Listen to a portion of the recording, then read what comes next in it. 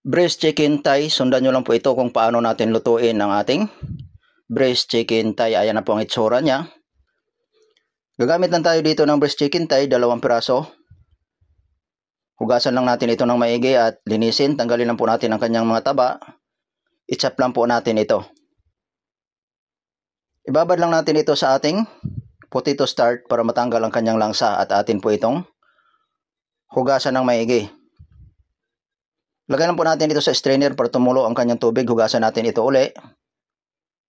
Pigaan lang natin ito para matanggal ang kanyang tubig. I-marinate lang po natin ito. Lagyan natin ito ng Knorr seasoning, black vinegar, at maglagay din po tayo ng light soy sauce, dark soy sauce. Lagyan po natin ito ng Ajinomoto. Maglagay lang tayo ng chicken powder. Lagyan po natin ito ng potato starch at maglagay tayo ng black pepper powder. Haluin lang po natin ito, i-marinate lang po natin ito ng 1 oras. I-prepare na po natin ang kanyang masangkap. Maglagay lang tayo ng ginger. Slice lang po natin ito, balatan natin ang ating ginger. Lagyan din po natin ito ng whole garlic, 3 pieces, at maglagay tayo ng red onion. I-slice lang po natin yan at maglagay tayo ng bay leaves o laurel. Maglagay tayo ng star anise. Hugasan lang natin ang ating onion leeks. I-slice lang po natin yan. Ihiwalay lang po natin ito. Tapos na po natin pag-prepare ang kanyang mga sangkap. Ayun na po ang kanyang mga sangkap. Tingnan nyo ng maigi mga guys kung paano natin ito gawin. Nitin lang po natin ating kawali at lagyan po natin ito ng cooking oil. Isuti lang po natin ang ginger. Isuti lang po natin ito ng maigi ang ating mga sangkap. Lagay na po natin lahat yan. Kasama na po ang bay leaves and star anise. Kailangan i-brown natin ito sa pagkasuti ang ating mga sangkap at lagyan po natin ito ng rock sugar. Lagyan po natin ang ating minarinate na chicken thigh. Ayan na po mga guys.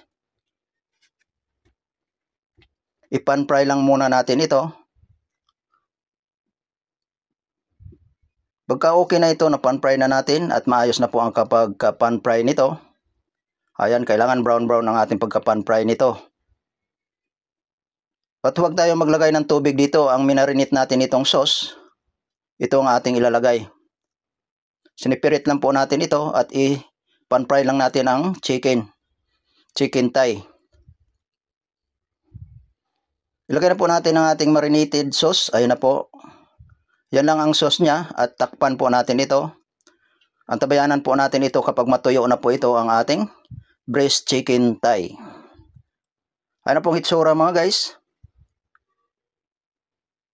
Dahan-dahan lang pong apoy nito. Huwag natin lakasan para hindi mabilis matuyo. Kailangan antabayanan natin ito kapag matuyo na at okay na at luto na. Maglagay lang tayo ng sesame oil. Ayun na po ang kalabasan ng ating breast chicken thigh. Ayun po mga guys ang aking Mino breast chicken thigh. Maraming salamat po sa inyong panonood sa aking FB page at FB Reels. Maraming salamat po sa inyong lahat sa suporta na walang sawa sa aking mga ginagawa. Maraming salamat po sa inyo. Shout out sa lahat ng aking viewers at followers.